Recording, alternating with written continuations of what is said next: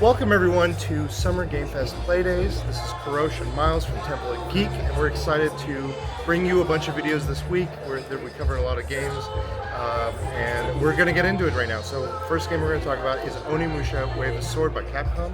Miles, what'd you think? I thought it was great. It's a pretty impressive reimagining of the franchise. I haven't really played them since like way back on the PS2 era when they were take controls and stuff like that.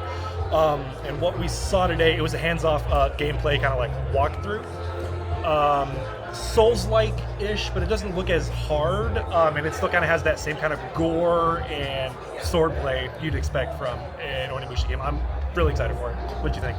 My initial thoughts, this is my also first foray in the Onimusha kind of games. I've always seen them from afar, but I've never really seen them up close and seen what they offer. And I really felt like this was bringing something that I could see myself easing into, like this being my entry point. It brought a lot of like Souls-like stuff, like you said. Didn't feel like it reminded me more of like a Jedi Fallen Order, where it's like it's there, but it's not like in your face. Like that is like all it is. There was a story elements. I loved what they were saying about the facial capture and how it's inspired by like movies of that ilk that really tap into that. So, what was the biggest standout? Speaking of that, like, what was the biggest standout for you of what we saw from that gameplay? Definitely just the combat. You said it's kind of like the Jedi games, which I completely agree with. I kind of got like slower Ninja Gaiden vibes. Yeah.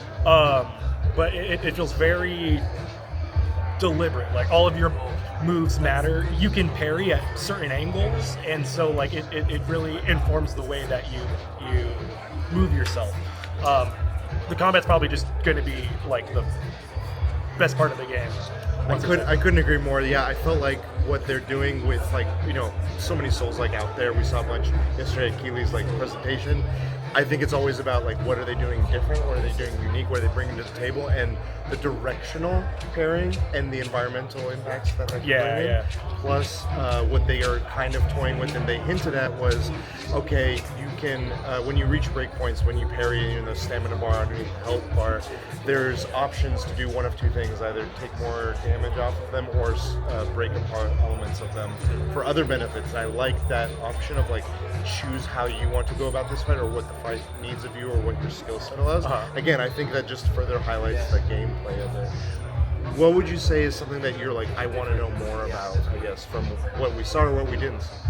I want to know if you can use different weapons other than just the regular katana, and like if you can upgrade skills, get like different gear and armor, and if there's multiple playable characters.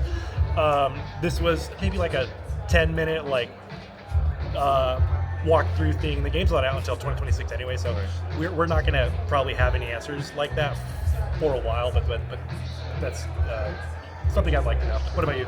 I'm curious of how linear or non-linear it may be. Oftentimes these games, from what they showed, and this is the other thing, was I like from the linearity, whenever it was in non-combat, UI kind of just disappeared. Yeah. That was a nice feeling of like just taking this scene. It's beautiful. It's based on real, temples and areas, and inspired by them, and taking a lot of like the accuracies they try to go to lengths of. So I'm curious of that linearity or lack thereof of like, do you have optional paths? Are we all going to go down the same path? How do you choose to go about it? So I'm very curious, but overall I'd say I'm very optimistic about where it's going. We'll see, I guess, like you said, in 2026 how much further it's developed, but final thoughts, I guess.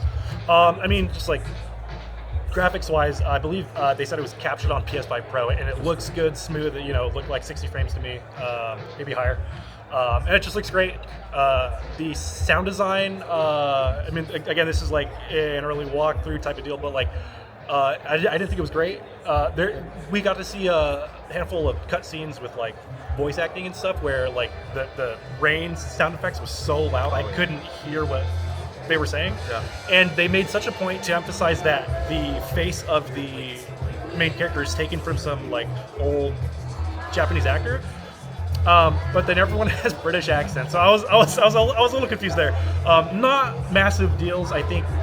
Gameplay wise, of course, it's going to be like top tier combat, but just a couple of sound gripes I have. But Awesome. And we will be covering more games and more events. Capcom had a bunch of stuff, and we're going to have a few more appointments. We're getting breaks in between. But check us out, Temple of Geek, on all the channels, on YouTube for all the content from us.